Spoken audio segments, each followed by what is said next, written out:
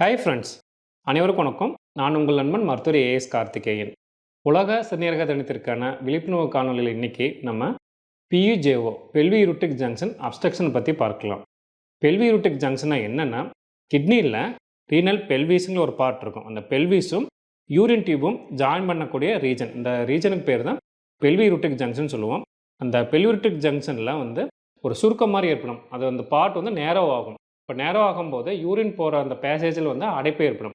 அந்த கண்டிஷனுக்கு பேர் தான் பெல்வியூரிட்டிக் ஜங்ஷன் அப்ஸ்ட்ரக்ஷன் சொல்லுவோம். பெல்வியூரிட்டிக் ஜங்ஷன் அப்ஸ்ட்ரக்ஷனை 2 விதமாக கிளாஸிஃபை பண்ணுவோம். First type congenital PUJO. கன்ஜெனிட்டல்ங்கிறது என்னென்னா, குழந்தை பிறக்கும் போதே அந்த பாதிப்பு இருக்கிறது. அந்த கண்டிஷன் பேர் தான் கன்ஜெனிட்டல் பிஇஜிஓன்னு சொல்லுவோம்.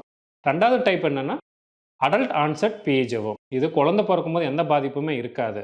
குழந்தை தன்னுடைய வாழ்நாளில் பெருசாகும் போது எப்போ வேணாலும் அந்த பெல்வியூரிட்டிக் ஜங்ஷன் அப்ஸ்ட்ரக்ஷன் வரலாம். அந்த டைப் தான் அடல்ட் ஆன்செட் ஆர் அக்யூர்ட் பிஇஜிஓன்னு சொல்லுவோம். பிஇஜிஓ அப்ஸ்ட்ரக்ஷன் எதனால் வருது அப்படிங்கிறத பார்த்துலாம்.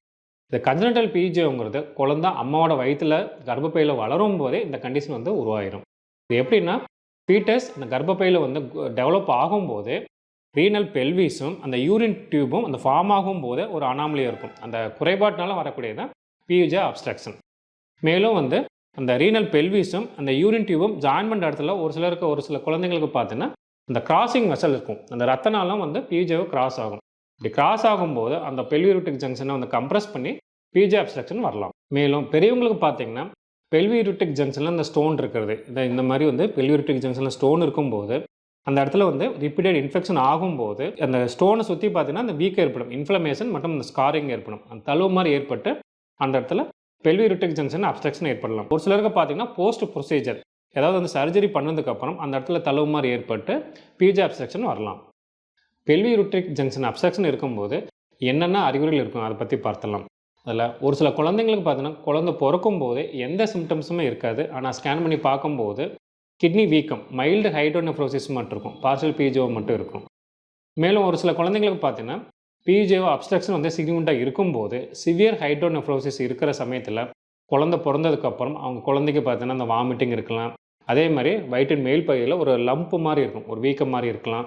மேலும் யூரினரி ட்ராக்ட் இன்ஃபெக்ஷன் வரலாம், ஃபீவர் வரலாம். பெரிய குழந்தைங்களுக்கு பார்த்தீங்கன்னா அந்த கிட்னி இருக்கக்கூடிய ரீஜன், அந்த ஃப்ளாங்க் ரீஜனில் ஒரு டிஸ்கம்ஃபர்ட் இருக்கலாம், ஒரு மாதிரி டல் ஏக்கிங் பெயின் இருக்கலாம். மேலும் முதுகு பக்கத்துலேயும் வலி வரலாம்.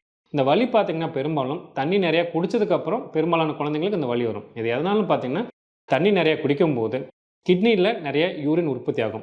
அப்படி யூரின் நிறைய உற்பத்தி ஆகும்போது அந்த யூரின் கீழே போகக்கூடிய அந்த பேசேஜில் அந்த அப்ஸ்ட்ரக்ஷன் இருக்கனால உள்ள அந்த ரீனல் பெல்விஸில் ப்ரெஷர் ரைஸ் ஆகி அவங்களுக்கு அந்த வலி ஏற்படலாம். புவர் க்ரோத் இன் இன்ஃபென்ட்ஸ், இந்த பியூஜே இருக்கிற குழந்தைங்களுக்கு பார்த்தீங்கன்னா குழந்தை பருவத்தில் அந்த வளர்ச்சி குறைபாடு ஏற்படலாம்.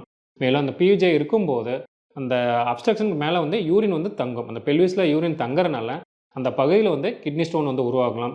மேலும் அந்த யூரின் போகும்போது பிளட்டை கலந்து வெளியேறுது, ஹெமச்சரியோ கூட வரலாம். அடுத்தது பெல்வியூரிட்டிக் ஜங்ஷன் அப்ஸ்ட்ரக்ஷனை கண்டறிவது எப்படி, அதை பற்றி பார்த்துலாம்.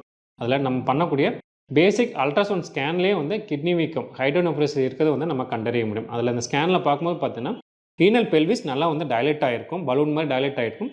திடீர்னு பார்த்தீங்கன்னா அந்த யூரின் நேராவாக இருக்கும். ஸோ அதை வச்சு நம்ம பெல்வியூரிட்டிக் ஜங்ஷன் அப்ஸ்ட்ரக்ஷன் ஸ்கேனில் கண்டறிய முடியும்.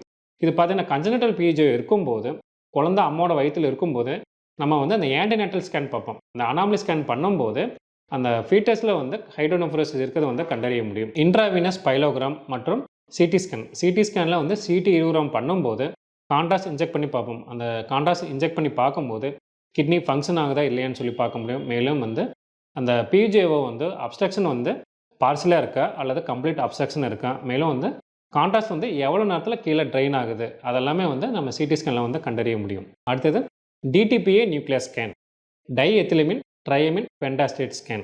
இதில் எப்படின்னா ரேடியோ ஆக்டிவ் சப்ஸ்டன்ஸ் கொடுத்துட்டு ஸ்பெஷல் கேமரா வச்சு நம்ம ஃபாலோ பண்ணுவோம். இப்படி டிடிபிஏ ஸ்கேன் பண்ணி பார்க்கும்போது கிட்னியோட டிஃப்ரென்ஷியல் ஃபங்க்ஷன், ஒவ்வொரு கிட்னியோட இண்டிவிஜுவல் ஃபங்க்ஷன் நம்ம அசஸ் பண்ண முடியும். எவ்வளோ வேலை செய்யுது, நார்மலாக பார்த்தீங்கன்னா 50% இருக்கும். சப்போஸ் இந்த கிட்னியில் பாதிப்பு இருக்கும்போது கிட்னியோட ஃபங்க்ஷன் கம்மியாகும். சப்போஸ் இது 46 வரும்போது அது பார்த்தீங்கன்னா 56 போகும். இந்த மாதிரி ஒவ்வொரு கிட்னியோட டிஃப்ரென்ஷியல் ஃபங்க்ஷன் அசஸ் பண்ண முடியும். மேலும் அதனோட ட்ரேசரை ட்ரைனேஜ் பேட்டர்னு பார்க்க முடியும். அந்த அப்ஸ்ட்ரக்ஷன் பார்சலாக இருக்கா கம்ப்ளீட்டாக இருக்கான்னு சொல்லி அசஸ் பண்ண முடியும். இந்த டிடிபிஏ ஸ்கேன் வச்சு நம்ம அதுக்கப்புறம் சர்ஜரி பண்ணலாமா இல்லை ஃபாலோஅப்பில் இருக்கலாமான்னு சொல்லி டிசைட் பண்ணுவோம். மேலும் டிடிபிஏ ஸ்கேன் பார்த்திங்கன்னா அந்த பியூஜி அப்ஸ்ட்ரக்ஷன் சர்ஜரி முடிஞ்சோ அந்த ஃபாலோஅப்பில் கிட்னி ஃபங்க்ஷன் எப்படி இருக்குது, சர்ஜரிக்கு முன்னாடி எப்படி இருந்தது, சர்ஜரி பண்ணதுக்கப்புறம் எப்படி இருக்குது, இம்ப்ரூவ் ஆயிருக்குன்னு சொல்லி அசஸ் பண்ணுறதுக்கும் அந்த டிடிபிஐ ஸ்கேன் பண்ணுவோம். சர்ஜரி முடிஞ்சு 3 மாதம் 6 மாதம் 1 வருஷத்தில் வந்து டிடிபிஐ ஸ்கேன் வந்து பண்ணுற மாதிரி இருக்கும். அடுத்தது பியூஜேவுக்கு ட்ரீட்மெண்ட் ஆப்ஷன் பற்றி பார்க்கலாம். அதில் பியூஜே அப்ஸ்ட்ரக்ஷன் சிக்னிஃபிகண்ட்டாக இருக்குது, கம்ப்ளீட் அப்ஸ்ட்ரக்ஷன் மற்றும் கிட்னியில் வீக்கம் வந்து சிவியர் ஹைட்ரோனெஃப்ரோசிஸ் இருக்கும்போது அதுக்கு பைலோபிளாஸ்டி அப்படிங்கிற ரீகன்ஸ்ட்ரக்டிவ் ப்ரொசீஜர் மூலம் அந்த பியூஜேவை நம்ம கட் பண்ண முடியும். பைலோபிளாஸ்டிங்கிற ப்ரொசீஜர்னால் என்னென்னா, அதில் இந்த ரீனல் பெல்விஸில் அந்த பெல்வியூரோட்டிக் ஜங்ஷன் ரீஜனில் அந்த சுருங்கி இருக்கிற அந்த யூரின் டியூபை வந்து ரிமூவ் பண்ணிவிட்டு ரீனல் பெல்விஸையும் நார்மலாக இருக்கக்கூடிய ஹெல்த்தியாக இருக்கக்கூடிய இந்த யூரின் டியூபையும் ஜாயின் பண்ணக்கூடிய ரீகன்ஸ்ட்ரக்டிவ் ப்ரொசீஜர் தான் பைலோபிளாஸ்டி. இந்த பைலோபிளாஸ்டிங்கிறது ஓப்பன் ப்ரொசீஜர் மூலியமாகவோ லேப்ராஸ்கோபி மூலியமாகவோ ரோபோட்டிக் மூலியமாகவோ ப்ரொசீஜர் வந்து நம்ம பண்ணிக்கலாம். பிஜேவில் நம்ம தெரிஞ்சுக்க வேண்டிய விஷயம் என்னென்னா, இதில் பிறக்கும்போது ஒரு சில குழந்தைங்களுக்கு மைல்டாக ஹைட்ரோனெஃப்ரோசிஸ் இருக்கலாம், கிட்னி வீக்கம் இருக்கலாம், எந்த அறிகுறியுமே இருக்காது. அப்போ மருத்துவர்கள் என்ன சொல்லுவாங்க, இந்த மாதிரி கிட்னி வீக்கம் மைல்டாக இருக்குது, ரெகுலர் ஃபாலோஅப்பில் இருந்துக்கணும் அப்படின்னு சொல்லுவாங்க.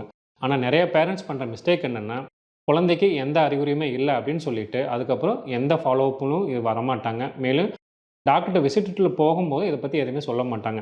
ஆனால் அதுவே வந்து குழந்தை பெருசாகும் போது ஒரு 5 வயசு 10 வயசு 5 வயசுலாம் ஆகும்போது குழந்தைக்கு ஏதாவது வயிற்றில் வலி அல்லது யூரின் போகிறல அடிக்கடி யூரின் இன்ஃபெக்ஷன் வருது, ஃபீவர் வருது அப்படின்னு சொல்லி செக் பண்ணி பார்க்கும்போது ஸ்கேன் பண்ணும்போது பார்த்தீங்கன்னா அதில் கிட்னி வீக்கம் இருக்கிறது தெரிய வரும். கிட்னி வீக்கம் இருக்கும்போது நம்ம ரெகுலராக ஃபாலோஅப் இல்லாத போது என்ன ஆகும், அந்த வீக்கம் அதிகமாக இருந்துச்சுன்னா படிப்படியாக பார்த்தீங்கன்னா அந்த கிட்னியோட செயல்பாடு குறைஞ்சிட்டே வரும்.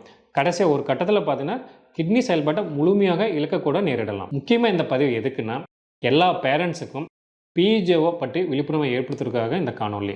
அதனால் குழந்தை அம்மாவோட வயிற்றில் இருக்கும்போதோ அல்லது குழந்தை பிறந்ததுக்கப்புறமும் கிட்னியில் வீக்கம் இருக்குது அப்படின்னு சொல்லி உங்கள் மருத்துவர்கள் சொன்னாங்கன்னா அது பிஜேஓ இருக்கலாம். அதனால் குழந்தைக்கு அறிகுறிகள் இருந்தாலும் சரி, அறிகுறிகள் இல்லைனாலும் சரி, உங்கள் மருத்துவோட ஆலோசனைப்படி ரெகுலராக வந்து ஃபாலோஅப்பில் இருந்துக்குங்க. மேலும் அந்த பிஜே இருக்கும்போது உங்கள் மருத்துவோட ஆலோசனைப்படி உறுதி சிகிச்சை எடுத்துக்கிறதுனால அந்த குழந்தையோட கிட்னி ஃபங்க்ஷனை நம்ம சேவ் பண்ண முடியும். மீண்டும் ஒரு விழிப்புணர்வு காணொலியுடன் சந்திப்போம். நன்றி.